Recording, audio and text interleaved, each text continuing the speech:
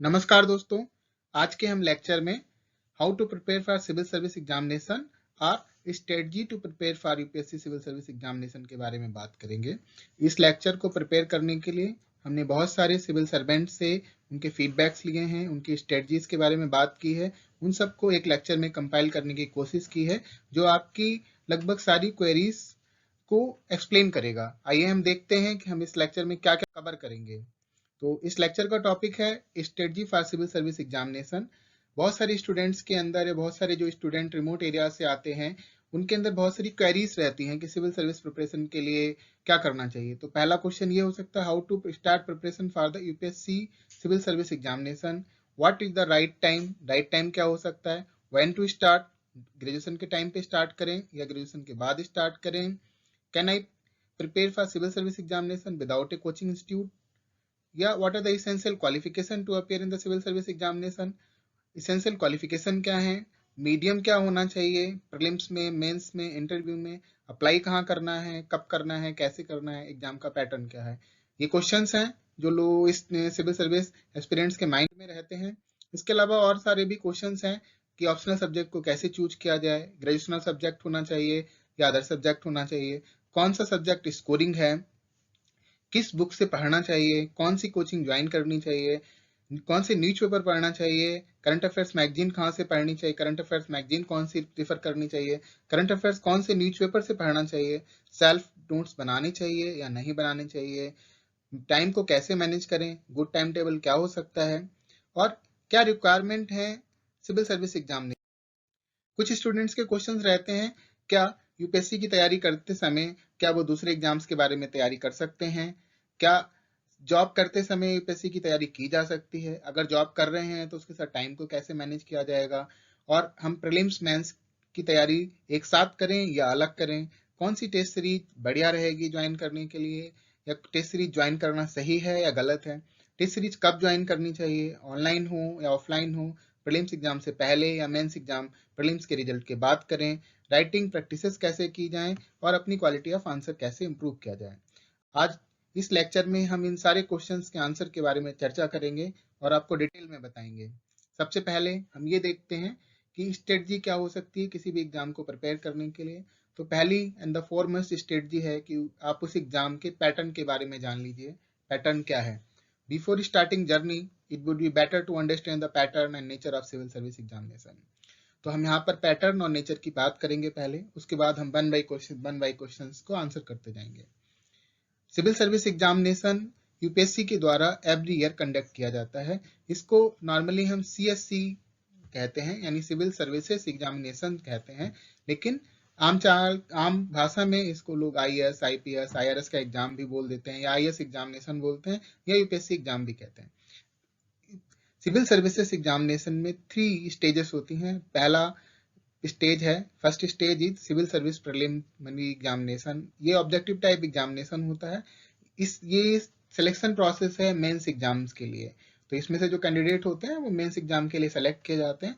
इस एग्जाम में negative marking होती है। अगर आप गलत आंसर सेलेक्ट करते हैं तो आपको 1/3 नेगेटिव मार्किंग मिलती है। क्वेश्चन पेपर 2 होते हैं, एक जनरल स्टडीज का, एक सी सेट का, और 200 मार्क्स के क्वेश्चन स्कोर होता है इसमें, और 1/3 इसमें नेगेटिव मार्किंग होती है। सेकेंड स्टेज है सिविल सर्विस मेंस एग्जामिनेशन। ये डिस्क्रिप्टिव होता है, यानी आपको इसमें आंसर्स लिखने होंगे। ये आपकी डिस्क्रिप्टिव और आपकी अंडरस्टैंडिंग को एवोल्यूएट करता है। इसके बेसिस पर आपको इंटरव्यू की कॉल्स आती हैं, यानी पर्सनालिटी टेस्ट में आप अपियर होते हैं। पर्सनालिटी टेस्ट एग्जाम में अगर आप सफल हो जाते हैं तो आपको वेरियस सर्विसेज या पोस्ट के लिए सेलेक्ट कर लिया जाता है। अब हम देखते हैं कुछ ब्रीफ पॉइंट, कौन अप्लाई कर सकता है, कौन नहीं अप्लाई कर सकता है, क्या टाइम है लगेगा इसमें, कैसे कर सकते हैं। तो ब्रीफ में हम अभी डिस्कस करते हैं, डिटेल में हम आगे डिस्कस करेंगे। All candidate male, female and transgender can apply for the civil service examination. इसके लिए एटलीस्ट 1 साल की प्रिपरेशन चाहिए एग्जाम में अपियर करने के लिए, क्योंकि सिलेबस इतना वास्ट है, आप उससे कम टाइम में प्रिपरेशन नहीं कर सकते। तो एटलीस्ट 1 ईयर तो चाहिए प्रिपरेशन के लिए। 3 स्टेजेस में अपियर करने के लिए भी 1 साल चाहिए कैंडिडेट्स को, तो मिनिमम 2 ईयर्स आपको होल प्रोसेस को कंप्लीट करने के लिए चाहिए।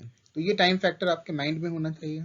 अब आप चाहें कॉलेज स्टूडेंट हैं, ग्रेजुएशन फाइनल ईयर में हैं, या फिर आप पहले से तैयारी कर रहे हैं, या पर्सन जॉब में है, आप टाइम मैनेजमेंट के साथ इसको प्रॉपरली हैंडल कर सकते हैं। और बहुत सारे एग्जाम्पल हैं जहां पर ग्रेजुएशन फाइनल ईयर के स्टूडेंट ने भी सिविल सर्विस एग्जामिनेशन निकाला है और बहुत सारे जॉब्स में साथ करते हुए स्टूडेंट्स एंड एस्पिरेंट्स इस एग्जाम को एवरी ईयर क्वालिफाई करते हैं। अब एजुकेशनल क्वालिफिकेशन की बात करते हैं। नॉर्मली ग्रेजुएशन डिग्री ही रिक्वायर्ड है, चाहे फिर आप सेकेंड क्लास पास हूँ, थर्ड क्लास पास हूँ, फर्स्ट परसेंटेज कोई मायने नहीं रखती इसमें। तो इस या तो आप ग्रेजुएशन कंप्लीट कर चुके हो या फिर आप फाइनल ईयर स्टूडेंट हैं ग्रेजुएशन के, तभी आप इस एग्जाम के लिए अप्लाई कर सकते हैं। आईएएस एंड आईपीएस के लिए इंडियन सिटीजनशिप होना मस्ट है, लेकिन अदर ग्रुप ए सर्विसेज के लिए इंडिया का citizen, subject of Nepal and Bhutan, Tibetan refugee and person of Indian origin का भी आल्सो अप्लाई कर सकते हैं। नॉर्मल एज लिमिट 32 ईयर्स है और ये 32 ईयर 1 अगस्त को काउंट होती है जिस साल ये एग्जाम होना होता है। जैसे कि अगर सीएससी 2022 की बात करें तो इस साल जो एज काउंट होगी 1 अगस्त 2022 में काउंट होगी। रिलैक्सेशन की बात करें तो डिफरेंट कम्युनिटीज या डिफरेंट कास्ट को रिलैक्सेशन दिया गया है, एज रिलैक्सेशन है। ओबीसी को 3 ईयर का एज रिलैक्सेशन है, SC ST and ex serviceman को 5 ईयर का है एंड पर्सन विद डिसेबिलिटीज के लिए 10 ईयर का रिलैक्सेशन है। नंबर ऑफ अटेम्प्ट की बात करते हैं तो जनरल कैंडिडेट के लिए 6 अटेम्प्ट हैं, ओबीसी के लिए 9 हैं, एससी एसटी के लिए 16 अटेम्प्ट हैं। यानी as of 31 to 37 they can appear in the civil service examination। तो मैक्सिमम उनके पास ये अटेम्प्ट्स हैं। कैंडिडेट्स को अप्लाई करने के लिए यूपीएससी की ऑनलाइन वेबसाइट है upsconline.nic.in, इस पर अप्लाई करना होता है। अब बात करते हैं नेचर। सिविल सर्विसेज एग्जामिनेशन में 24 सर्विसेज हैं। इन सर्विसेज को 3 ग्रुप्स में डिवाइड किया जा सकता है। पहला ऑल इंडिया सर्विसेज की बात करते हैं तो इसमें 2 सर्विसेज आती हैं इस सिविल सर्विस एग्जामिनेशन के through, IAS and the IPS. Third जो सर्विस है वो इंडियन ऑल इंडिया सर्विस में एक और सर्विस आती है जो इंडियन फॉरेस्ट सर्विस है। उसके लिए मेंस का एग्जाम अलग होता है, प्रीलिम्स कंबाइन है लेकिन मेंस एग्जामिनेशन अलग होता है। वो सर्विस इन सर्विसेज में कवर नहीं है। Second central services of group A. तो सेंट्रल सर्विसेज हैं ग्रुप ए की, उसमें पहले 17 सर्विसेज हुआ करती थी लेकिन अभी 4 services IRTS, IRAS, IRPS and तो ये 4 सर्विसेज जो हैं इंडियन रेलवे मैनेजमेंट सर्विसेज में कवर हो गई हैं। तो ये रेलवे की जो सर्विसेज थी ये इसके आईआरएमएस में आ गई हैं। इसके अलावा आईएफएस है, आईआरएसआईटी है, आईआरएस कस्टम है, इंडियन इंफॉर्मेशन सर्विस है, इंडियन ट्रेड सर्विस है, आईसीएलएस है, आईसीएएस है। तो ये बहुत सारी 17 सर्विसेज हैं जो ग्रुप ए सर्विसेज में। इसके अलावा 5 ग्रुप बी सर्विसेज हैं, डानिक्स है, पांडिचेरी सिविल सर्विसेज है, Pondicherry police service, arm force headquarter civil services है। ये टोटल सर्विसेज हैं जो सिविल सर्विसेज एग्जाम के द्वारा इन पोस्ट पर लोग सेलेक्ट किए जाते हैं। अब बात करते हैं स्ट्रेटजीज में। तो हमारा पहला क्वेश्चन है how to start preparation for UPSC और सिविल सर्विस एग्जामिनेशन, या जो लोग बोलते हैं आईएएस आईपीएस एग्जामिनेशन के लिए कैसे प्रिपरेशन करते हैं। तो सबसे पहले read and understand the civil service prelims and the main syllabus. तो सबसे फोरमोस्ट इंपॉर्टेंट चीज है कि किसी भी एग्जाम की तैयारी करने से पहले आपको उसके सिलेबस के बारे में पता होना चाहिए। तो सबसे पहले आप सिविल सर्विसेज के प्रीलिम्स और मेंस का सिलेबस को पढ़िए, उसको अंडरस्टैंड करिए। और इससे फायदा क्या होगा, it will help in understanding what to read and what not to read. आपको पता चल जाएगा क्या पढ़ना है क्या नहीं पढ़ना है, वो आपको सिलेबस ही बता सकता है। दूसरा, सिलेबस में बहुत सारे कीवर्ड्स होते हैं और इंपॉर्टेंट कॉन्सेप्ट होते हैं, उन सब कॉन्सेप्ट्स के बारे में आप पढ़िए। जिन चीज़ों के आपको डेफिनेशंस नहीं पता है, जो वर्ड्स नहीं पता है, उनको आप सर्च करेंगे, उनको जानने की कोशिश करिए, तभी आप उससे रिलेटेड आंसर्स को अटेम्प्ट कर पाएंगे, क्वेश्चंस उससे रिलेटेड आप कर पाएंगे। Second, go through the previous year question. Second most important thing है कि जब आपने सिलेबस को पढ़ लिया है, अंडरस्टैंड कर लिया है, उसके कीवर्ड्स और इंपॉर्टेंट कॉन्सेप्ट को आपने एक बार नजर डाल ली है, तो उसके बाद यूपीएससी के प्रीवियस ईयर के क्वेश्चन पेपर उठा लीजिए, एटलीस्ट 5 ईयर्स के, तो आप इसे देख लीजिए। इससे आपको पैटर्न का पता चलेगा कि यूपीएससी किस तरीके के क्वेश्चन पूछती है, टाइप क्या है और नेचर ऑफ क्वेश्चन क्या है। ठीक है, तो एक तो एनालिसिस है, आपको सिलेबस के अंडरस्टैंडिंग में हेल्प करेगी कि जो आपने सिलेबस देखा था, क्या पेपर यूपीएससी का जो पेपर है वो इसी सिलेबस से कवर हो रहा है या और सिलेबस से बाहर से चीजें पूछी जा रही हैं। और वो बाहर से हैं तो क्या आपने सही से उसको पढ़ा था या देखा है, तो किस तरीके। सेकंड, एरियाज के बारे में पता चलेगा क्वेश्चन कहाँ से पूछा जा सकता है। इसके अलावा इन दोनों चीजों से आपको एक और आइडिया लगता है कि आप क्या कर रहे हैं अभी तक, and how are you doing, what are you doing and how are you doing, and और रिसोर्सेस आपको क्या क्या चाहिए होंगे। आपको बहुत सारे टॉपिक्स हैं, उन टॉपिक्स को कवर करने के लिए आपको कौन कौन से रिसोर्सेज चाहिए होंगे, बुक्स क्या चाहिए होंगी, पैटर्न क्या चाहिए होगा, क्या करना है, इसके बारे में भी आपको syllabus and previous year question paper से आइडिया लग जाएगा। अब बात करते हैं how to choose study materials. ये बहुत ही important and most difficult task है कि हमें कौन सा स्टडी मटेरियल चूज करना है, कौन सा नहीं चूज करना है। तो सबसे पहले आपको जो मटेरियल चूज करना है यूपीएससी सिविल सर्विस के, एक तो सिलेबस आपको देखना है, प्रीलिम्स का, मेंस का एंड ऑप्शनल सब्जेक्ट का। जो भी आप ऑप्शनल सब्जेक्ट ले रहे हैं उसका आप सिलेबस देख लीजिए। दूसरा, आप प्रीवियस ईयर के क्वेश्चन पेपर देख लीजिए, जैसे हमने पहले बोला है, प्रीलिम्स के, मेंस के एंड ऑप्शनल पेपर के। उसके बाद आप टॉपर्स की आंसर्स देख लीजिए, टॉपर्स की स्ट्रेटजी देखिए कि उन्होंने क्या बताया है। कोचिंग इंस्टीट्यूट्स के मटेरियल को देख सकते हैं, लेकिन लिमिटेड रिसोर्सेस हो। ऐसा नहीं है कि मार्केट में जो भी मटेरियल अवेलेबल है आप सारा का सारा परचेज कर लें, तो उससे आपको कोई बेनिफिट नहीं होगा। आप सब एक स्टार्टिंग पॉइंट से करिए। तो बेसिकली स्टार्टिंग करने के लिए क्या करिए, आप एनसीईआरटी की बुक ले लीजिए क्लास 6 टू क्लास 12। अब आप सामने प्रीलिम्स और मेंस का सिलेबस रखिए और उसमें टॉपिक बाय टॉपिक्स आप पढ़ते जाइए। उससे आपके कॉन्सेप्ट क्लियरिटी होगी, और जो कॉन्सेप्ट आपको नहीं आ रहा है या जो कॉन्सेप्ट आपको मिस हो गया, उसको रिफर, उन कॉन्सेप्ट को पढ़ने के लिए आप national institute of open schooling की बुक्स पढ़ सकते हैं, या IGNOU, Indira Gandhi national open universities के बहुत अच्छे मटेरियल है, उसमें से आप पढ़ सकते हैं। लेकिन इसके लिए आप सेलेक्टिव रहिए, सारा मटेरियल नहीं पढ़ना है। वो टॉपिक्स पढ़िए जो आप एनसीईआरटी से कवर नहीं कर पा रहे हैं या आपके कॉन्सेप्ट क्लियर नहीं हो पा रहे हैं। इसके अलावा आप स्टैंडर्ड बुक्स लीजिए। हम दूसरे लेक्चर में स्टैंडर्ड बुक्स की लिस्ट और कौन कौन सी बुक्स पढ़नी है, क्या टॉपिक्स उसे पढ़ने हैं, उसके बारे में बात करेंगे। वैसे आप जैसे इंडियन पॉलिटी के लिए आप लक्ष्मीकांत की बुक रिफर कर सकते हैं, हिस्ट्री के लिए आप तमिलनाडु बोर्ड की कुछ बुक्स रिफर कर सकते हैं, स्पेक्ट्रम की बुक रिफर कर सकते हैं। उसके अलावा योजना अनुकुशिकता मैगजीन जो मंथली आती हैं, इन मैगजीन्स को आप करिए। प्लस करंट अफेयर्स के लिए आप न्यूज़पेपर या कोई करंट अफेयर्स मैगजीन पढ़िए। लेकिन एक चीज और लास्ट में कहना चाहूंगा कि लिमिटेड बुक्स पढ़नी है, लिमिटेड मटेरियल्स को रिफर करना है, और रिवीजन ज्यादा करना है, प्रैक्टिस मोर एंड मोर करनी है। कुछ लोगों के दिमाग में क्वेश्चन रहता है कि what is the right time to start preparation for the civil service.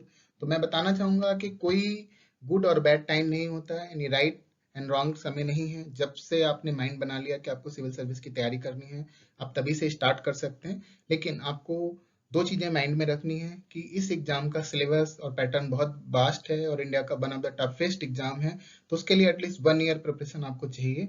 दूसरा, इस एग्जाम को प्रिपेयर करने के लिए और अपेयर करने में भी 1 साल लग जाता है, तो एटलीस्ट आपको 2 इयर्स तो मिनिमम चाहिए। अगर आप फर्स्ट अटेम्प्ट में एग्जाम क्वालिफाई करते हैं तब भी आपको 2 साल तो चाहिए इस एग्जाम के लिए। तो ये माइंड में आप रखिए कि 2 साल तक आप इसमें टाइम लगेगा। अब नेक्स्ट क्वेश्चन है कि व्हेन टू स्टार्ट प्रिपरेशन, आपको हमें कब तैयारी शुरू कर देनी चाहिए। तो ग्रेजुएशन के टाइम पे करनी चाहिए कि आफ्टर ग्रेजुएशन करनी चाहिए। तो मैं इसमें कहना चाहता हूँ कि no matter you are a college student और final year of their graduation, with the time management you can handle it properly, but it would be better to focus on your graduation subject first, then start with the convention part of the GS such as history, geography, economics. NCERT of the class 6 to 12 can also be reading this.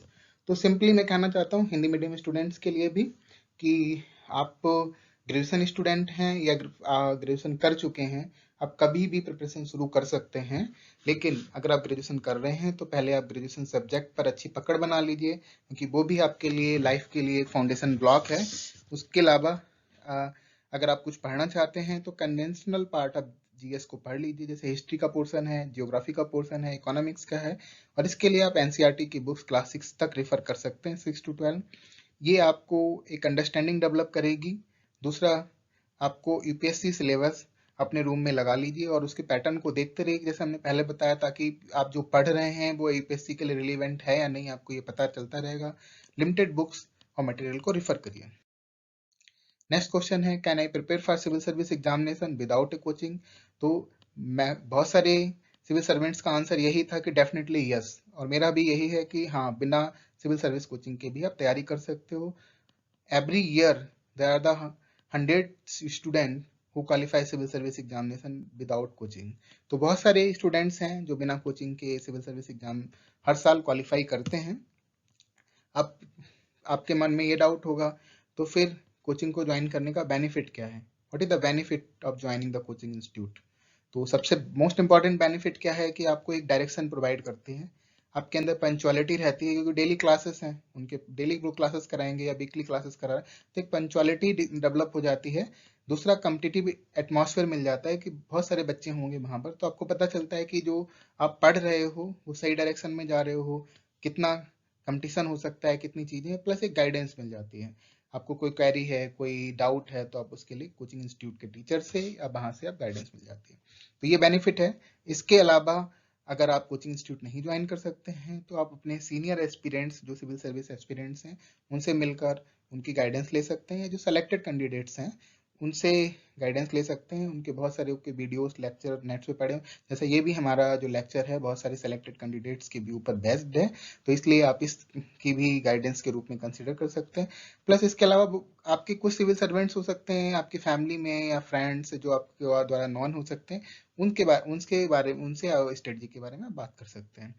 Plus आप notes हैं, referral material है, friend group है, ये coaching institute से easily से available हो जाता है। अब आप किसी शहर में कोई पढ़ाई करने के लिए जाते हैं, रूरल एरिया में हैं, तो वहाँ पे कोई व्यक्ति नहीं पढ़ाई कर रहा है सिविल सर्विसेज की, तो आपको एक कंपटीशन या ग्रुप नहीं मिल पाता ताकि आप उन चीज़ों को डिस्कस करें। लेकिन कोचिंग इंस्टीट्यूट वो आपको ग्रुप या फ्रेंड सर्कल प्रोवाइड कर देती है, क्योंकि उनको सेम एग्जाम की तैयारी करनी है, तो ये आपके लिए किस बेनिफिट हो। अब बात करते हैं how to choose an optional subject. क्या ग्रेजुएशन का सब्जेक्ट होना चाहिए या अदर सब्जेक्ट होना चाहिए? ये बहुत ही बड़ा क्वेश्चन है जो लोगों के माइंड में आता है जब वो ऑप्शनल सब्जेक्ट को चूज करते हैं। तो बहुत सारे सिविल सर्वेंट का कहना था कि आप उस ऑप्शनल सब्जेक्ट को चूज करिए जिसमें आपका इंटरेस्ट हो और आपको नॉलेज अच्छी हो, चाहे एकेडमिक के थ्रू हो या आपके इंटरेस्ट के थ्रू हो। दूसरा, अगर आप ग्रेजुएशन का सब्जेक्ट चूज कर रहे हैं या ग्रेजुएशन का नहीं चूज कर रहे हैं, तो आप ये भी देख सकते हैं कि क्या उस ऑप्शनल सब्जेक्ट से आपका कुछ जीएस का पेपर कवर हो रहा है और ओवरलैपिंग है, तो आपको ये जीएस में हेल्प कर सकता है। और तीसरा पॉइंट आप ये भी देख सकते हैं कि अवेलेबिलिटी ऑफ स्टडी मटेरियल क्या है, उस चीज में स्टडी मटेरियल अवेलेबल है, क्या उसके नोट्स अवेलेबल हैं। अगर आप कोचिंग लेना चाहते हैं तो आपके आसपास में क्या उस ऑप्शनल सब्जेक्ट की कोचिंग अवेलेबल है या नहीं है। तो ये नॉर्मली चीज चेक से कर सकते हैं आप। लेकिन सिंपली मैं कहना चाहता हूँ कि अगर आपके ग्रेजुएशन सब्जेक्ट पे पकड़ बहुत अच्छी है तो आप अपना कोई भी ग्रेजुएशन सब्जेक्ट ही चूज करिए। लेकिन मोस्ट ऑफ द टाइम्स ये देखा गया है कि साइंस या टेक्नोलॉजिकल बैकग्राउंड के जो स्टूडेंट्स हैं वो नॉन टेक्निकल बैकग्राउंड का सब्जेक्ट चूज करते हैं। वो इसलिए क्योंकि वो उनको इजी पड़ता है या उनका जीएस का पोर्शन भी उसमें कवर हो जाता है। तो ये आपके ऊपर डिपेंड करता है कि आप कौन सा सब्जेक्ट चूज करते हैं। अब नेक्स्ट क्वेश्चन आता है कि ऐसा कौन सा ऑप्शनल सब्जेक्ट है जो सबसे ज्यादा स्कोरिंग है। तो अगर आप लास्ट 10 ईयर यूपीएससी का पैटर्न देखेंगे तो आपको पता चल जाएगा कि almost every year different optional subject के स्टूडेंट ने टॉप किया है। कभी मैथमेटिक्स का टॉपर होता है, कभी सोशलॉजी का, कभी पब्लिक एडमिनिस्ट्रेशन का, कभी एंथ्रोपोलॉजी का। तो इससे आप सीधे ही रेफरेंस निकाल सकते हैं कि ऐसा कोई ऑप्शनल सब्जेक्ट नहीं है जो स्कोरिंग है। ऑप्शनल सब्जेक्ट स्कोरिंग जब बनता है जब आपकी अंडरस्टैंडिंग अच्छी होती है। तो जिन एस्पिरेंट्स की अंडरस्टैंडिंग या बेसिक कॉन्सेप्ट क्लियरिटी है उनको हर ऑप्शनल सब्जेक्ट में अच्छे मार्क्स मिलते हैं और कई बार टॉपर भी उस ऑप्शनल सब्जेक्ट के आते हैं।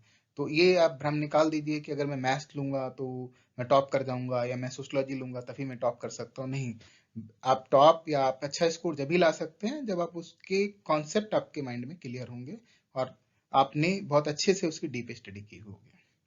तो ये बहुत ही इंपॉर्टेंट क्वेश्चन है। तो मैं लास्ट में कहना चाहता हूँ, optional subject is having weightage of 500 marks in the examination. तो यूपीएससी के एग्जाम में 500 का वेटेज है और जो ऑप्शनल सब्जेक्ट पे पकड़ रखते हैं वो 300 के अराउंड मार्क्स इसमें ले आते हैं and that's considered a good score. तो इसलिए इसको वाइजली चूज करिए, उसके प्रॉस देखिए, कॉन देखिए, अपने इंटरेस्ट को देखिए, अपने सक्सेस को देखिए। ठीक है, इसकी सक्सेस को देखिए, ऐसा भी ना हो कि कोई भी व्यक्ति उसमें 100 नंबर से ज्यादा नहीं ला रहा है कभी भी। तो ये चीजें आप देख सकते हैं। तो सब most important things to choose the optional subject, एक लिस्ट बना लीजिए 3-4 ऑप्शनल सब्जेक्ट की कि जो आप चूज करना चाहते हैं, उसकी अवेलेबिलिटी ऑफ स्टडी मटेरियल देखिए, अपने इंटरेस्ट को देखिए। एटलीस्ट आपको 2 इयर्स तक वो पढ़ना है, तो 2 इयर्स के लिए आप उसको देखिए कि क्या आप उसमें इंटरेस्ट बना पाएंगे। फिर और नॉलेज क्या है आपकी, नहीं नॉलेज है तो क्या आप उसकी ग्रेस्पिंग कर पाएंगे, बेसिक कॉन्सेप्ट को अच्छे से समझ पाएंगे। अगर जीएस के साथ कुछ ओवरलैपिंग है तो वो देख लीजिए। तो ये आपको ऑप्शनल सब्जेक्ट को चूज करने में हेल्प करेगा। अब नेक्स्ट इंपॉर्टेंट क्वेश्चन है, what should be medium to the exam. Prelims के लिए क्या मीडियम हो, मेंस के लिए, इंटरव्यू के लिए। कुछ समय पहले तक आप एक ही मीडियम चूज कर सकते थे प्रीलिम्स, मेंस एंड इंटरव्यू के लिए, लेकिन रिसेंटली यूपीएससी ने आपको मीडियम चूज करने की फ्लेक्सिबिलिटी दे दी है। तो मैं सिंपली कहना चाहता हूँ कि medium is a language of communication. तो जो भी है, या language is a medium of communication, तो वाइस वर्सा दोनों ही सेंटेंस ट्रू हैं। तो यहाँ पर जो यूपीएससी के एग्जाम में है कि मीडियम एक लैंग्वेज है कम्युनिकेशन के लिए, इससे ज्यादा कुछ नहीं है। Medium is the language of the communication for the UPSC examination. आप कोई भी मीडियम चूज कर सकते हैं, लेकिन जब भी आप कोई मीडियम चूज करते हैं, आप हिंदी चूज करते हैं, इंग्लिश चूज करते हैं, तो एटलीस्ट उस लैंग्वेज पर आपकी पकड़ इस लेवल की होनी चाहिए जो 10th की या हाई स्कूल के स्टूडेंट की होती है। अगर वो लेवल की पकड़ नहीं है तो आपको अच्छे मार्क्स नहीं मिलेंगे। बहुत सारी जगह पे ग्रामेटिकल सेंटेंस अगर एरर होंगी तो नहीं मिलेंगे। तो इसलिए ऐसी लैंग्वेज चूज करो जिसको आप क्लियरली अंडरस्टैंड कर सकते हो, पढ़ सकते हो, अपने आप को एक्सप्रेस कर सकते हो, चाहे राइटिंग के थ्रू और ओरली। फिर चाहे आप प्रीलिम्स, मेंस और इंटरव्यू में, तीनों में डिफरेंट पैटर्न ऑफ लैंग्वेज को चूज कर सकते हैं। तो simply I can say you can choose medium of preference या language of preference in prelims as per your choice.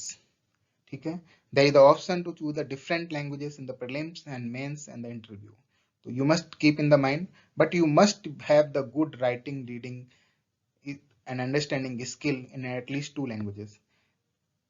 Medium के अलावा यूपीएससी में लैंग्वेज के 2 पेपर्स होते हैं, तो उसमें आपको 2 लैंग्वेज चूज करनी होती हैं। तो एटलीस्ट आपको 2 लैंग्वेजेस की अच्छी नॉलेज होनी चाहिए, तभी आप वो एग्जाम क्वालिफाई कर पाएंगे। अब बात आता है, should I simultaneously prepare for prelims और मेंस और इंटरव्यू। तो मैं पहले कहना चाहूंगा कि हाँ आप कर सकते हैं और हाँ आप नहीं भी कर सकते हैं। हाँ कर सकते हैं, इसका रीजन ये है कि बहुत सारा सिलेबस आपका ओवरलैपिंग है प्रीलिम्स एंड मेंस के अंदर, तो आप उन टॉपिक्स को एक साथ में पढ़ सकते हैं।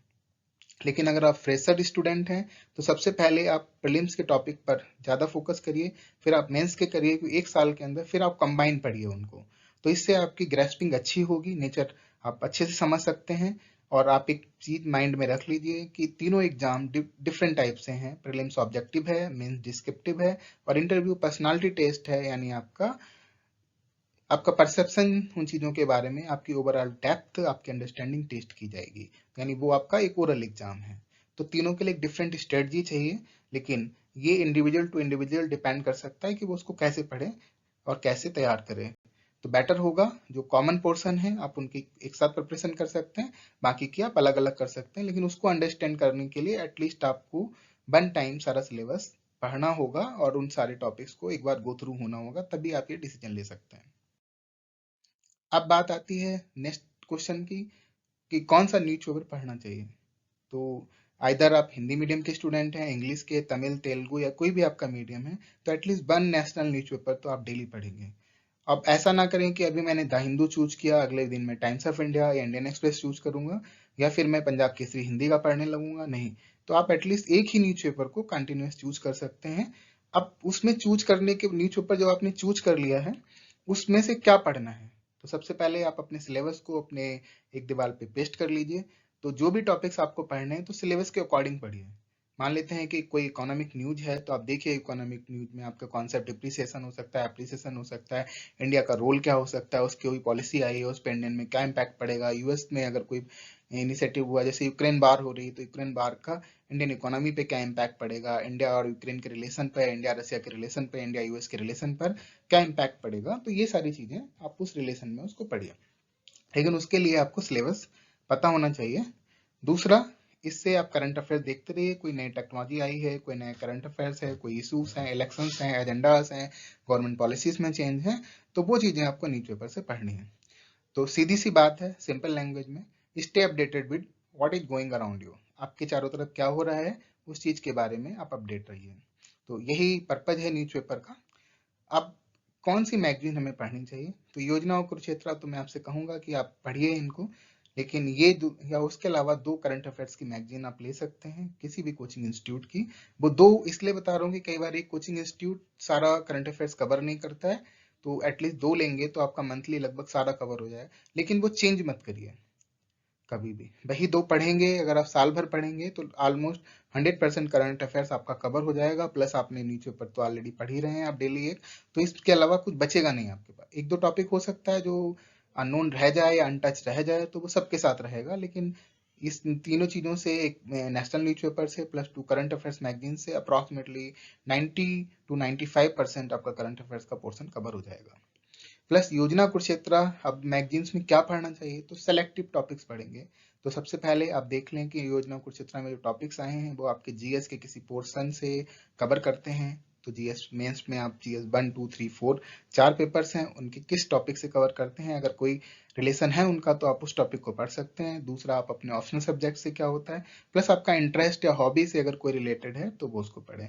अब बात करते हैं करंट अफेयर्स में क्या पढ़ना है मैगजीन में। तो करंट अफेयर्स मैगजीन को एटलीस्ट 1 से गो थ्रू हो जाओ। कोई भी मैगजीन आती है नॉर्मली 30 to 40 या 50 पेजेस की रहती है, तो उसको अगर आप एक बार एक दिन में एज लाइक स्टोरी पढ़ लीजिए, उसके बाद दोबारा जब आप उसको पढ़ेंगे तो उसमें देखिए क्या यूपीएससी पूछ सकती है, क्या क्वेश्चंस हो सकते हैं, प्रीवियस ईयर के पेपर से कंपेयर करिए, या फिर टेस्ट सीरीज कोई भी किसी की आपने दी है तो उस चीज से कंपेयर करके आपको एक फेयर आइडिया लग जाएगा कि क्या पढ़ना है और क्या नहीं पढ़ना है।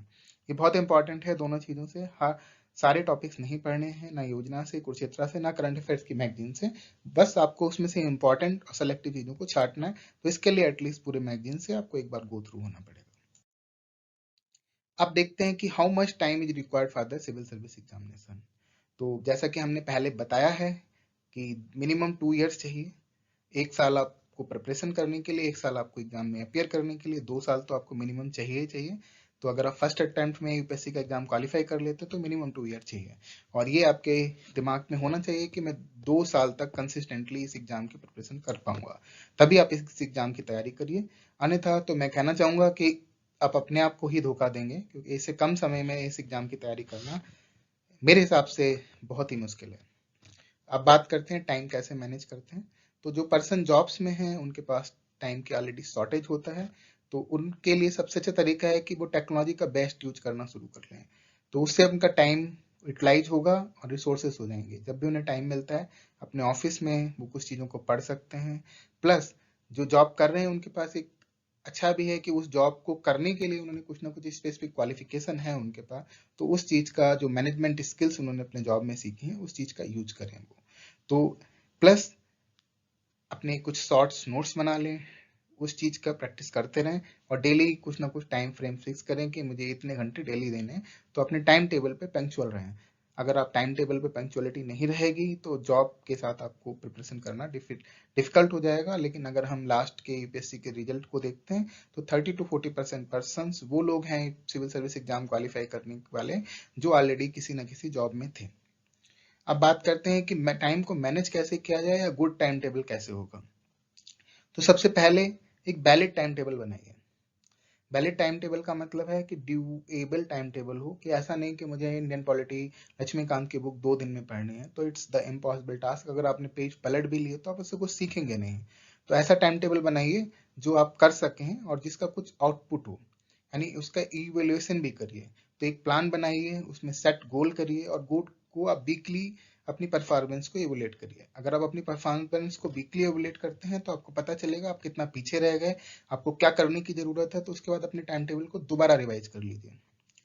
और इस टाइम टेबल में आपके पास सिर्फ स्टडी, ऐसा ना हो कि सुबह से शाम तक सिर्फ स्टडी स्टडी स्टडी ही खाई है। कुछ टाइम आपके पास पर्सनल भी हो, एंटरटेनमेंट के लिए भी हो, फ्रेंड और फैमिलीज के लिए भी हो, क्योंकि मिनिमम 2 इयर्स आपको स्पेंड करने हैं। तो इसलिए तो बोरिंग ना एग्जाम बन जाए, तो इसलिए अपने बाकी रूटीन्स को भी चलते रहना चाहिए।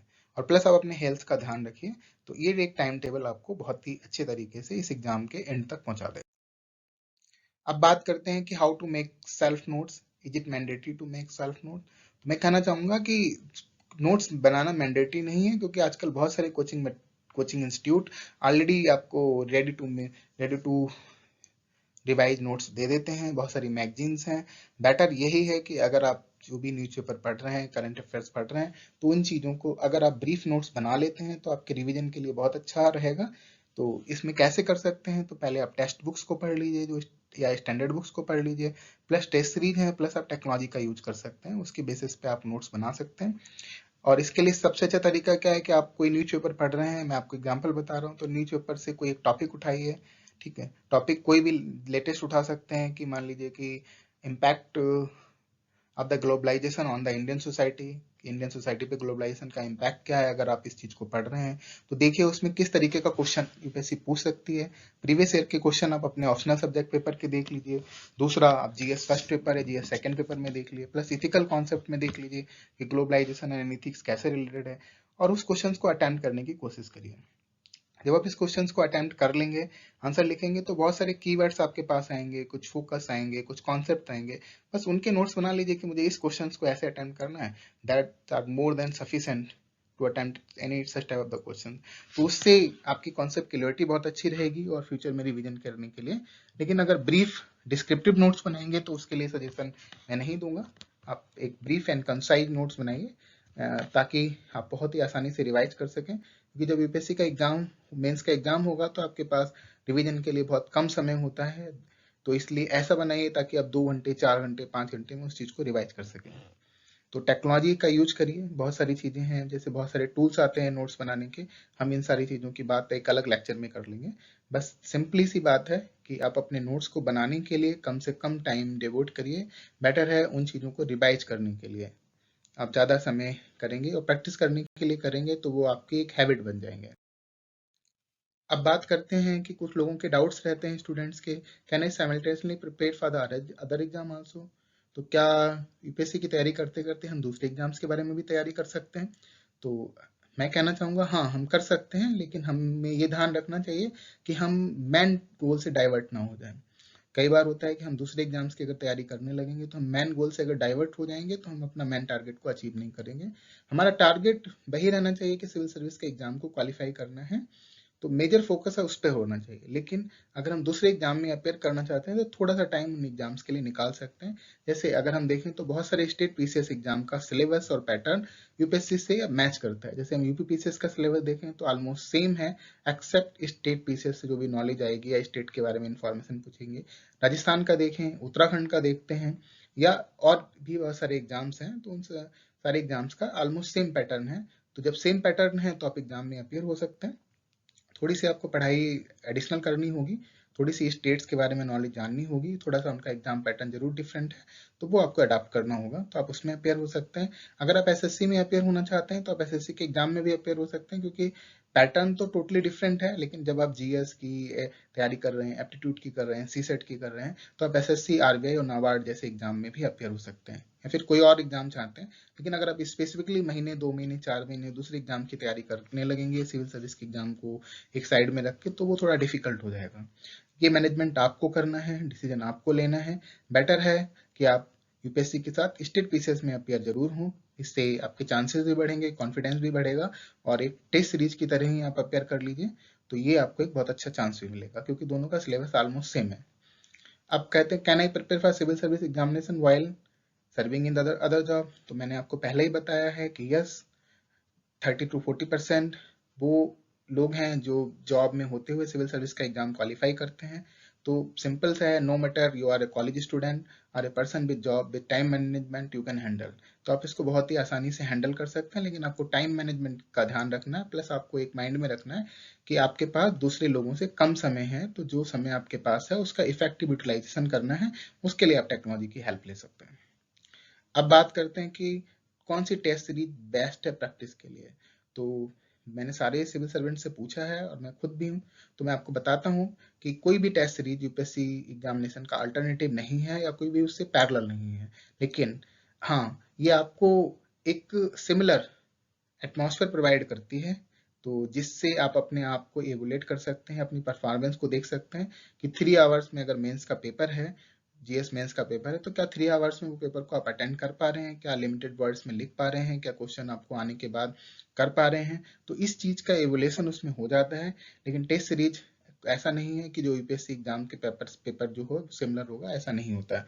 तो कोई बेस्ट नहीं है, लेकिन आप अपनी प्रैक्टिस को, अपनी क्वालिटी को इम्प्रूव करने के लिए, अपने आप को इवोल्यूट करने के लिए कोई टेस्ट सीरीज ज्वाइन कर सकते हैं। तो इसके लिए कोई भी टेस्ट सीरीज हो जहाँ पे उसकी मार्किंग सही हो और आपकी गलतियों को बताए और आपकी वीकनेसेस को हाईलाइट करे, तो वो टेस्ट सीरीज आपके लिए सबसे बेस्ट रहेगी। तो ये कोई भी हो सकती है, वो आप ज्वाइन कर लें, लेकिन उसको टाइम की सेटिंग्स में ही करें। अब बात आती है कि जो मैं टेस्ट सीरीज ज्वाइन करूँ, ऑनलाइन करूँ, ऑफलाइन करूँ, तो या बिफोर प्रीलिम्स करूं या आफ्टर प्रीलिम्स एग्जाम करूं, कब करूं, ये भी एक क्वेश्चन बहुत बड़ा है। ऑनलाइन या ऑफलाइन, सिविल सर्विस तो आपसे ऑफलाइन एग्जाम लेगी, तो अगर अवेलेबिलिटी है तो ऑफलाइन टेस्ट सीरीज ही ज्वाइन करें। अगर आपके पास अवेलेबिलिटी नहीं है, जैसे जॉब वाले के पास टाइम नहीं हो सकता है कभी, तो बेटर फिर आपके पास जो अवेलेबल ऑप्शन है तो उस ऑप्शन को आप यूज कर लें। अब बात करते हैं प्रीलिम्स की। तो मेंस के लिए अगर आप प्रीलिम्स के बिफोर टेस्ट सीरीज ज्वाइन करना चाहते हैं प्रीलिम्स एग्जाम से, तो एटलीस्ट 3 मंथ्स पहले ही आप उसको एग्जाम को ज्वाइन करें, क्योंकि 2 से 3 महीने खाली प्रीलिम्स के लिए दे दें। और अगर प्रीलिम्स के बाद ज्वाइन करना चाहते हैं, आपने प्रीलिम्स दिया तो इमीडिएटली ज्वाइन कर लें, क्योंकि प्रीलिम्स और मेंस के एग्जाम में कई बार 3 महीने तक का टाइम रहता है। अगर हम लास्ट एग्जाम को देखें तो कोरोना के कारण कुछ टाइम कम था, लेकिन वैसे 2.5 से 3 महीने का टाइम रहता है, तो उस टाइम को यूटिलाइज करें, इफेक्टिव यूटिलाइजेशन करें, तो उस 2.5-3 महीने में आप बहुत कुछ पढ़ सकते हैं। तो बेटर यही रहेगा कि प्रीलिम्स जस्ट आफ्टर प्रीलिम्स आप उस टेस्ट सीरीज को ज्वाइन कर लें, या फिर प्रीलिम्स एग्जाम से 2.5-3 महीने पहले, उसमें जो 1 साल आप प्रिपरेशन कर रहे हैं, तो आप 1-2 महीने पढ़ाई करने के बाद कोई भी टेस्ट सीरीज को ज्वाइन करके अपने आप की परफॉर्मेंस को जज कर।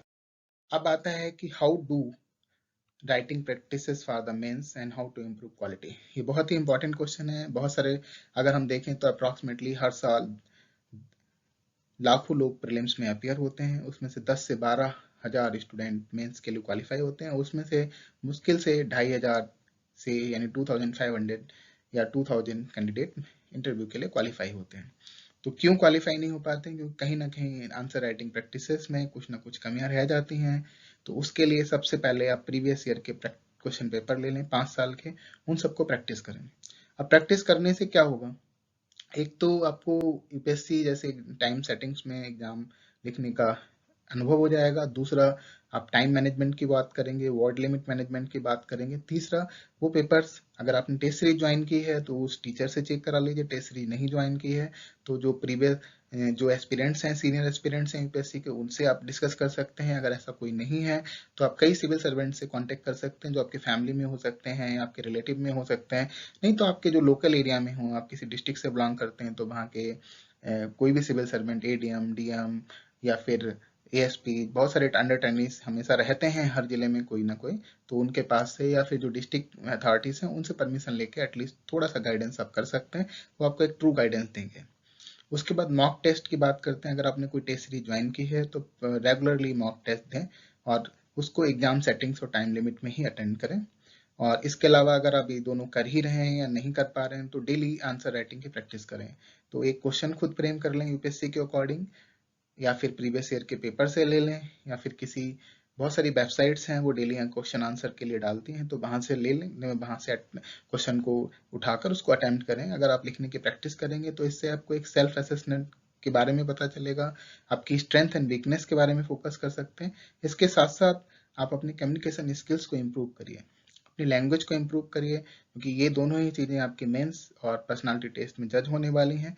प्लस जो न्यूज़पेपर है और मैगजीन है उसकी हैबिट बनाइए डेली पढ़ने की, और उसको अगर लिखने की कोशिश करेंगे और यूपीएससी मेंस के अकॉर्डिंग या उसमें से प्रीलिम्स के क्वेश्चन क्या पूछे जा सकते हैं उसके बारे में अगर डिसाइड करेंगे तो ये काफ़ी हेल्पफुल होगा।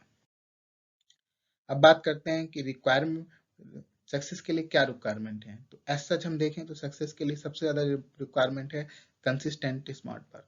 स्मार्ट वर्क का मतलब है सबसे पहले आपको ये डिसाइड करना है कि आपको करना क्या नहीं है, what to do and what not to do.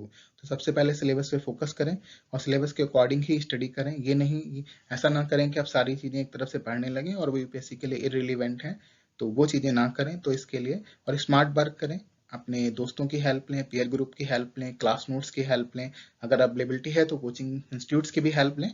तो जो आपके पास बेस्ट अवेलेबल रिसोर्सेज हैं उनकी हेल्प करें। फिर अपना एक क्रिटिकल सेल्फ असेसमेंट भी करें, आपने वीकली क्या परफॉर्मेंस की है, क्या सीखा है, उसमें क्या स्कोर बन रहा है, क्या आप रियल में कुछ प्रोग्रेस हो रही है, तो उसका असेसमेंट भी जरूरी है। पैसेंस होना जरूरी है, सेल्फ कॉन्फिडेंस लिए जरूरी है। कई बार हम एग्जाम में अपियर होते हैं, प्रीलिम्स में ही फेल हो जाते हैं, या फिर 2 बार, एक बार प्रीलिम्स में फेल, अगली बार मेंस में फेल हो जाते हैं। तो ऐसा नहीं है कि आपकी कोई कमी है। अगर आपकी कुछ कमियां रह गई हैं तो उन कमियों को दोबारा से परखें और उन पर वर्कआउट करें, तो डेफिनेटली आप उस अटेम्प्ट में, नेक्स्ट अटेम्प्ट में सक्सेस होंगे। आंसर राइटिंग की प्रैक्टिस करते रहें, तो अगर अच्छा आंसर राइटिंग प्रैक्टिस होगा तो डेफिनेटली आप सक्सेस को अचीव करेंगे। लैंग्वेज और एप्टीट्यूड के ऊपर एक अच्छी कमांड रखें, क्योंकि सिविल सर्विस के एग्जामिनेशन में आपको 2 लैंग्वेजेस के कंपलसरी पेपर भी पास करने होते हैं, और एप्टीट्यूड आपका सिविल सर्विस में प्रीलिम्स में और प्लस इंटरव्यू में भी चेक होता है। तो ये चीज़ें ज़रूरी हैं। करंट अफेयर्स की अच्छी नॉलेज होनी चाहिए, और आप ताकि अपने जीएस और आप इंटरव्यू में एक बहुत ही इंपॉर्टेंट रोल प्ले करता है, ऐसे में काफ़ी अच्छा रोल प्ले करता है। हेल्दी कंपटीशन करिए, ठीक है, और लोगों से फीडबैक लेते रहते हैं। क्वालिटी मटेरियल को और गाइडेंस रखिए, बहुत ज़्यादा अननेसेसरी मटेरियल या बुक्स अपने पास मत रखिए। लिमिटेड रिसोर्सेज को रिफर करिए। डेडिकेशन और कमिटमेंट रहेगा तो आप जरूर सक्सेस होंगे। हम उम्मीद करते हैं आप इस वीडियो को देखकर आपको बहुत ज़्यादा हेल्प मिलेगी, और अगर आपकी कोई क्वेरी है तो हमें कमेंट करिए। धन्यवाद।